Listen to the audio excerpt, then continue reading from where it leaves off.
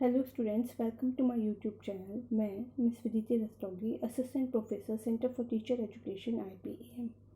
आज का हमारा टॉपिक है शिक्षा का व्यापारीकरण, commercialisation of education. Commercialisation of education topic के अंतर्गत आज हम पढ़ेंगे कि शिक्षा के व्यापारीकरण से क्या तात्पर्य है, उसका क्या अर्थ है, शिक्षा के व्यापारीकरण के क्या कारण हैं और उसको रोकने के क्या क्या उपाय हो सकते हैं। तो सबसे पहले बात करते हैं कि शिक्षा का व्यापारीकरण, कमर्शलाइजेशन ऑफ एजुकेशन का अर्थ क्या है। जब कभी भी शिक्षा को एक व्यवसाय की तरह देखा जाने लगता है और उसकी सहायता से धनोपार्जन किया जाने लगता है, तो उसे हम कहते हैं कि शिक्षा का व्यापारीकरण हो गया है, कमर्शलाइजेशन हो गया है। तो शिक्षा के व्यापारीकरण से मतलब है शिक्षा को व्यवसाय बनाने और उसकी व्यवस्था करके धनोपार्जन करने से है। अब शिक्षा के व्यापारीकरण के कारण क्या हैं वो जानते हैं। तो सबसे पहला कारण जो हम पिछले लेक्चर में पढ़ चुके हैं, सबसे पहला कारण है शिक्षा का निजीकरण। शिक्षा का निजीकरण, प्राइवेटाइजेशन ऑफ एजुकेशन। अब चूँकि शिक्षा का निजीकरण शुरू हो गया है, चाहे वो कोई सा भी स्तर हो, कोई सा भी लेवल हो, हर लेवल पे शिक्षा का निजीकरण हो रहा है। जो प्राइवेट ऑर्गेनाइजेशंस हैं वो अपना कंट्रीब्यूशन दे रही हैं, पर उनका अपना एक निहित स्वार्थ है और वो निहित स्वार्थ है धन का अर्जन करना, धन कमाना।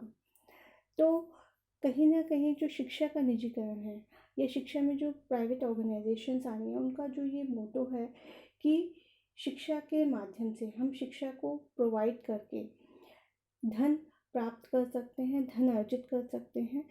तो ये कहीं ना कहीं शिक्षा का जो निजीकरण है वो शिक्षा के व्यापारीकरण को बढ़ावा दे रहा है। दूसरा, शुल्क की अनुमति। हालांकि राष्ट्रीय शिक्षा नीति में एक निर्धारित शुल्क की लेने की बात की गई है निजी संस्थाओं के द्वारा, परंतु इसके बावजूद जब हमने दोष पढ़े थे तो हमने ये जाना था कि जो निजी संस्थाएं हैं, स्ववित्त पोषित संस्थाएं हैं, वो मनमाना शुल्क वसूल करती हैं। तो अब वो मनमाना शुल्क वसूल कर रही हैं, तो इस क्यों वसूल कर रही हैं? क्योंकि वो अधिक से अधिक पैसा कमाना चाहती हैं। तो इससे क्या हो रहा है? शिक्षा का व्यवसायीकरण हो रहा है। इसके साथ ही उदारीकरण की नीति, तीसरा हमारा कारण है उदारीकरण की नीति। क्यों शिक्षा का व्यापारीकरण हो रहा है? क्यों इतनी private organisations, self financed organisations शिक्षा में आ रही हैं? इसका कारण ये है कि जहाँ भी IT एजुकेशन की, औद्योगिक व्यावसायिक एजुकेशन की बात होती है, वहाँ पे हमारे साधन सीमित हैं। तो हमने निजी संस्थाओं को मान्यता देने में अपनी एक उदार नीति अपनाई है, एक लिबरल पॉलिसी अपनाई है कि वो शिक्षा यानी कि स्पेशली हायर एजुकेशन में जो तकनीकी शिक्षा है, जो प्रबंधन शिक्षा है, उसकी व्यवस्था करें। तो और चूँकि हम उन्हें आगे से कह रहे हैं कि आप आइए, अपना कंट्रीब्यूशन दीजिए और औद्योगिक और प्रबंधन शिक्षा में, व्यावसायिक शिक्षा में अपना कंट्रीब्यूशन करिए, तो कहीं ना कहीं उन्हें मान्यता देने में भी बहुत लिबरल पॉलिसीज़ को फॉलो किया जा रहा है। तो उस उदारीकरण की नीति की वजह से भी कई सारी निजी संस्थाएं शिक्षा के क्षेत्र में आ रही हैं। किस पर्पज़ से? धन कमाने के पर्पज़ से, धन का अर्जन करने के पर्पज़ से। तो इसीलिए शिक्षा का व्यवसायीकरण हो रहा है। नेक्स्ट एक रीज़न है बहुनियंत्रक तंत्र। बहुनियंत्रक तंत्र मतलब कि जो ऑर्गेनाइजेशंस शिक्षा में आ रही हैं, सारे पॉइंट्स आपके शिक्षा के निजीकरण से रिलेटेड हैं कि जो भी प्राइवेट ऑर्गेनाइजेशन शिक्षा के क्षेत्र में आ रही हैं, उन्हें मान्यता लेने के लिए कई सिस्टम से गुजरना पड़ता है। उनके ऊपर कई सारे सिस्टम्स हैं जिनके थ्रू उन्हें मान्यता के प्रोसेस से, एफिलिएशन अप्रूवल के प्रोसेस से गुजरना होता है। अब इन सिस्टम से गुजरते समय वो जो है डोनेशंस का यूज़ करती हैं। तो इस केस में ये और डोनेशंस का यूज़ इसलिए करते हैं कि ताकि उन्हें मान्यता जल्दी से जल्दी मिल जाए, क्योंकि जितनी जल्दी उन्हें मान्यता मिलेगी उतनी जल्दी वो अपने संस्थाओं को स्थापित कर पाएंगे, उतनी जल्दी वो एडमिशन ले पाएंगे और उतनी ही जल्दी वो धन को कमा पाएंगे, धन का अर्जन कर पाएंगे। तो एक कारण ये है। इसी के साथ ही आजकल हम कहते हैं ग्लोबलाइजेशन, कि ग्लोबल एजुकेशन का कॉन्सेप्ट है कि जो शिक्षा दी जाए वो विश्व स्तर की शिक्षा दी जाए। तो इसके नाम पे कई जो आपकी फॉरेन एजुकेशन इंस्टीट्यूट्स हैं वो आ गए हैं, उनका भारत में प्रवेश हो गया है और उस केस में उनकी सभी जो प्रवेश हैं वो भी ऑनलाइन होते हैं, जो एग्ज़ाम्स हैं वो भी ऑनलाइन होते हैं और इन सब वजह से जो सर्टिफिकेट्स हैं वो भी ऑनलाइन प्रोवाइड किए जाते हैं।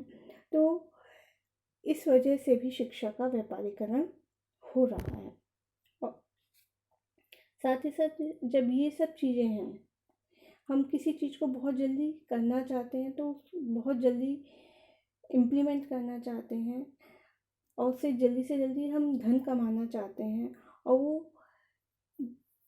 करने की प्रोसेस में हम गलत रास्ते को अपना रहे हैं, तो यानी कि पूरे सिस्टम में जो करप्शन है, भ्रष्टाचार है, वो बढ़ता जा रहा है। तो वो जो भ्रष्टाचार है वो भी शिक्षा के व्यापारीकरण का एक कारण है। तो हमने जाना कि ये तो कमर्शलाइजेशन ऑफ एजुकेशन के कुछ कारण हैं जो ठीक नहीं है। यानी कि कुल मिला के यदि हम कहें कि कमर्शलाइजेशन ऑफ एजुकेशन जो है वो नहीं होना चाहिए, यानी कि जो विद्या है, जो शिक्षा है, वो धन कमाने का साधन नहीं होनी चाहिए। तो इस कमर्शलाइजेशन को हम कैसे रोक सकते हैं, उसके रोकने के उपाय इस प्रकार हैं। इसको रोकने के लिए हम एक काम ये कर सकते हैं, एक उपाय ये हो सकता है कि मान्यता लेने के लिए एक ऑर्गेनाइजेशन को कई सारे सिस्टम्स, कई सारे ऑर्गेनाइजेशन से गो थ्रू होना पड़ता है। तो ऐसा ना हो कि सिर्फ और सिर्फ उसे मान्यता प्राप्त करने वाली बॉडी या विश्वविद्यालय से ही सीधे संबद्धता प्राप्त करने का अधिकार हो, सीधे उसे कई सारे सिस्टम से ना गुजरना पड़े, सिर्फ एक जो हायर सिस्टम है जो एफिलिएशन या अप्रूवल्स दे रहा है उसी के साथ उसे कांटेक्ट करना पड़े। यानी कि मल्टी कंट्रोलिंग, बहु नियंत्रक व्यवस्था ना हो के एक ही व्यवस्था हो, तो व्यापारीकरण को कुछ हद तक रोका जा सकता है। इसके साथ ही जो हमारी मान्यता की शर्तें हैं उनमें कोई भी रिलैक्सेशन, कोई भी उदार नीति ना अपनाई जाए। जो शर्तें हैं उनका हर एक एरिया में अपनी अलग अलग शर्तें हैं, उन शर्तों का कड़ाई के साथ पालन किया जाए तो शिक्षा के व्यापारीकरण को रोका जा सकता है। साथ ही जो ऑर्गेनाइजेशंस मनमाने तरीके से फीस ले रही हैं उस पर भी कहीं ना कहीं प्रतिबंध लगाना होगा, उनको भी कहीं ना कहीं रोकना होगा, उनके लिए भी नियम बनाने होंगे, तभी शिक्षा के व्यापारीकरण को रोका जा सकता है। इसके साथ ही जो राष्ट्रीय शिक्षा नीति में और जो संबद्धता प्रदान करने वाली बॉडी है उसने वार्षिक शुल्क निर्धारित किए हैं, उन्हीं वार्षिक शुल्कों को वास्तव में लिया जाए। कई बार हम देखते हैं कि ऑन पेपर शुल्क वही होता है जो निर्धारित किया गया है, पर एक्चुअल में शुल्क जो लिया जा रहा है वास्तविक सिचुएशंस में वो अलग होता है। तो ये जो दोहरापन है वो नहीं होना चाहिए।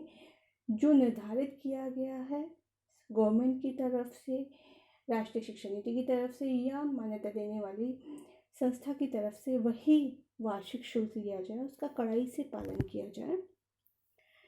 साथ ही जो फेक फॉरेन ऑर्गेनाइजेशंस हैं उन पर भी प्रतिबंध लगाया जाए, जो सिर्फ आपको बिना टेस्ट में अपीयर हुए ऐसे ही आपको सर्टिफिकेट्स या डिग्री प्रोवाइड कर रही हैं, जो इस तरह की जो फर्जी एजुकेशनल इंस्टीट्यूट्स हैं उन पे रोक लगाई जानी बहुत ज़रूरी है। तभी हम शिक्षा के व्यापारीकरण को रोक सकते हैं। और सबसे बड़ा कारण जो हमारा करप्शन है उसको रोकने की ज़रूरत है, उसको कहीं ना कहीं उस पर अंकुश लगाने की ज़रूरत है। तो इस आधार पे हम कह सकते हैं कि शिक्षा का व्यापारीकरण को रोका जाना चाहिए और उस पर कहीं ना कहीं प्रतिबंध लगाया जाना चाहिए। प्राइवेटाइजेशन ज़रूरी है, पर उस प्राइवेटाइजेशन का मकसद कमर्शलाइजेशन नहीं होना चाहिए। प्राइवेटाइजेशन और कमर्शलाइजेशन दोनों में अंतर है। प्राइवेटाइजेशन होना चाहिए, सहभागिता होनी चाहिए, परंतु सहभागिता का पर्पस धन कमाना, धन अर्जित करना नहीं होना चाहिए। आई होप आपको ये वीडियो समझ में आया होगा। धन्यवाद।